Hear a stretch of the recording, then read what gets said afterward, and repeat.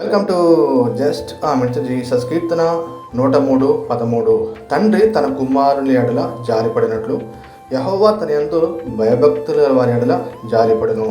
తప్పిపోయిన కుమారుని యొక్క ఉదంతాన్ని పరిచయం చేసినప్పుడు తండ్రి యొక్క ఆస్తిని వారసత్వాన్ని తీసుకొని పరాయి దేశానికి వెళ్ళి తన ఇష్టానుసారంగా జీవించాడు.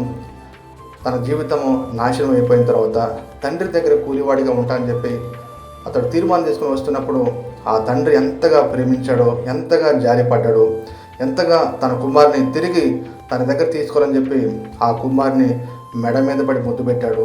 ఇంటికి వచ్చిన తర్వాత ప్రశస్తమైన వస్త్రములు, పాదములకు జోళ్ళు, అదేవిధంగా చేతికి ఉంగరం పెట్టి గొప్ప విందు చేశాడు.